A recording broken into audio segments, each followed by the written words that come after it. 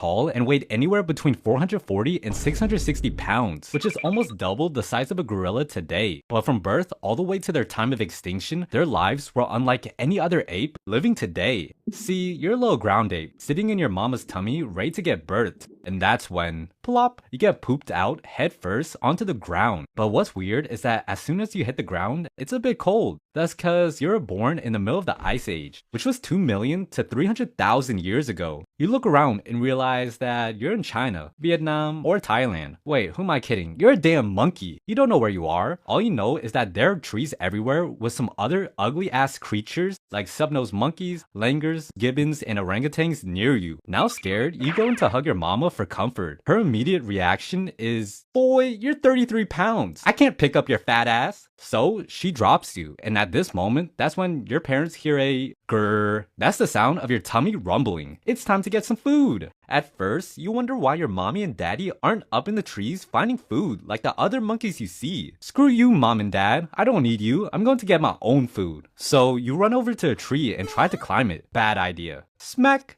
You fall to the ground. That's because Gigantopithecus are too heavy to climb up the trees. So you're stuck on the ground, little man, which is when you run over to the nearest bamboo you see. Snap it in half, then proceed to swallow it whole like what an OnlyFans model would do. Grrr. You're still hungry, so you continue to chop down on some fruits like mangoes, bananas, watermelons, and apples. Now you want to change it up, so you eat some leaves, stems, and some seeds too. See, your whole diet consists of C3 plants mostly. Okay, now I have to explain what a C3 plant is. A C3 plant is defined as a type of plant that produces a 3-carbon compound through the Calvin-Benson cycle, which basically means in simple terms that it's pretty healthy for you. These plants make up around 95% of all green plants on Earth, and are adapted to regions with moderate sunlight, temperature, and water availability. At this point of your life, you're getting pretty big, like the size of your daddy now, if he was still in your life. And because of that, you're thinking of some grown-up stuff. And what I mean is every man's dream. It's clapping some cheeks! You look over at your potential victims and realize that all the fine ladies are only 6.5 feet tall and are literally tiny compared to you, since they only weigh 440 pounds. By the way, if you forgot, you're 10 feet tall and your fat ass weighs about 660 pounds. Anyways, it's time to make Dan Ban Jr. So you walk over to the cutest Bigfoot of the whole forest. Then, smack. You get smacked up by another Gigantopithecus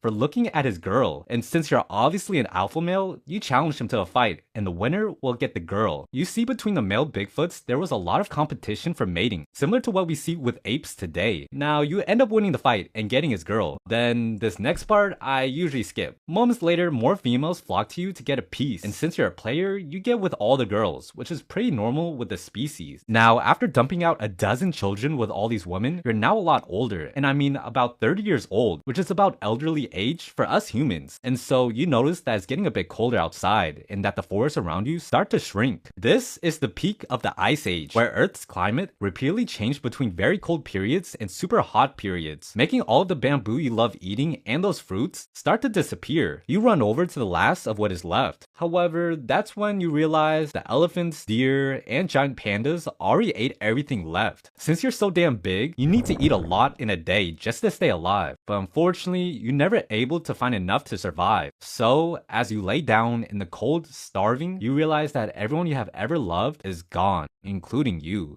But luckily, this wasn't the end of your story quite yet. See, fast forward to 1935, where an anthropologist named Gustav Heinrich was in a drugstore in China. He's looking around at all the items on the shelves when he sees a strange set of teeth for sale. Being a doctor that specializes in this type of thing, it was honestly pretty strange to see something that he's never seen before. The teeth are definitely from some kind of monkey, he thought, but not like anything alive today. They were huge. This ape must have been massive to have these giant chompers. Very curious to continue studying them, Gustav picks them up, pays, and walks out the store having no idea the discovery he was about to make. The drugstore was actually selling the teeth as dragon bones to be used in traditional medicines. Anyways, after he buys it, he begins to reconstruct the head and skull of the ape over time, and what he discovered was truly shocking. They found out that there were many other findings of the strange teeth and jawbones around the Hong Kong area. They figured out that thousands of years ago, these giant apes, which is what the name of Gigantopithecus actually means extinct by the way, would live in the hotter areas of Asia, which back then were even hotter. Now they may have gone extinct, but these giant apes are still around today. So let's talk about what they are really related to. According to this chart, the closest thing would technically be an orangutan, as they shared the closest common ancestor. And while the Gigantopithecus was similar to Bigfoot and had a really interesting life, it's nothing compared to the life of a titanoboa. Even though it's literally the biggest snake in human history, its life sucks. And if you want to learn why, then click on this video on screen. Like, come on, go watch the video!